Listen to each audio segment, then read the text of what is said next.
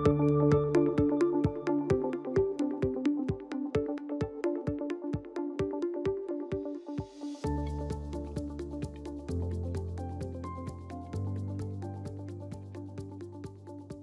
name is DuBose. I'm a trauma and vascular surgeon with 20 years of military combat casualty care experience, retiring in 2021 and joining the faculty at UT Austin in the dual roles of trauma and vascular surgeon.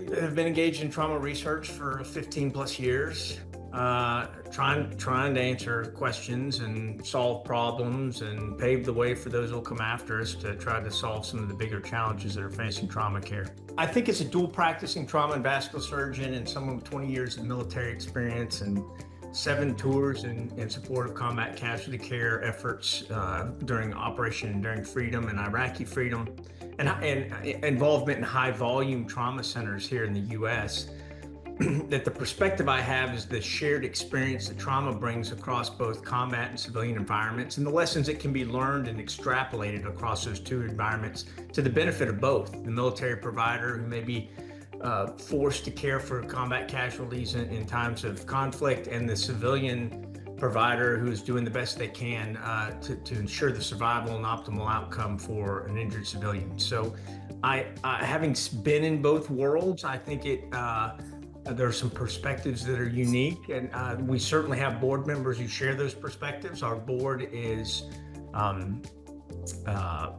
robustly populated with individuals with military experience, some of them very lengthy, and civilians that have been engaged in the military combat casualty enterprise for decades.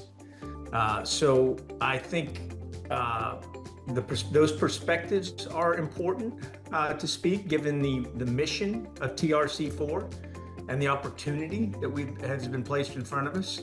And I hope that's what I bring to the mix as a member of the advisory committee. I think that all of these evolving technologies need to be embraced in ways that maybe the trauma community has not been forced to do so in the past. Resource utilization, the distances involved, the complexity of injuries, a rapidly expanding set of technological advances that are available to us. We need to work together across the military and civilian spectrum to figure out how to integrate these optimally into the care of the injured patient. Trauma will touch more people than cancer. It'll touch more people than the other half of my job, which is peripheral vascular disease.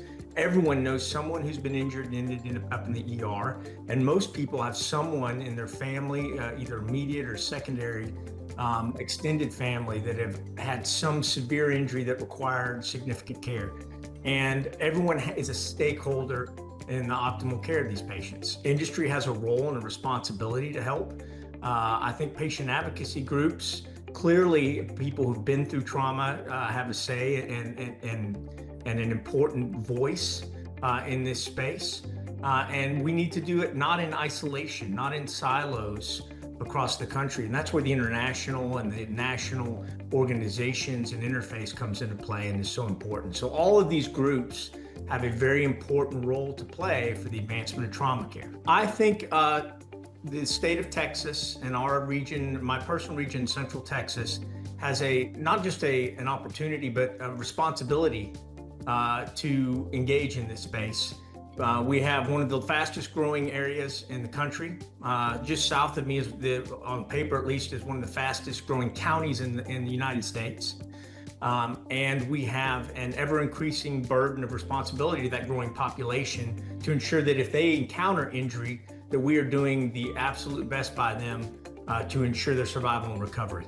I think the technological interplay between the university, local industry, the Department of Defense partners, and the civilian space within Central Texas and Texas at large is profoundly unique, having been at multiple places in the country with high volume trauma centers, engaged even in civilian and trauma partnerships. There's really nothing that works on the scale as it does here in Texas. And the investment by all those stakeholders, the University of Texas, the Department of Defense, all of these things are really exciting opportunities moving forward. And I think that we really have the opportunity to become the epicenter and create a true gravitational pull for the advancement of trauma care in the state of Texas through these very unique partnerships. Yeah, I think, one of the reasons that trauma is so poorly funded sometimes relative to cancer and specifically, and also peripheral arterial disease, other entities, is that we lose oftentimes the face. Cancer has a face. Cancer has survivors that are well advertised and people rally around them. We need to, I think, learn to do the same on a broader scale for our trauma patients. There's a 16-year-old kid walking around the street today that in 2 years has no idea that his life will be forever changed.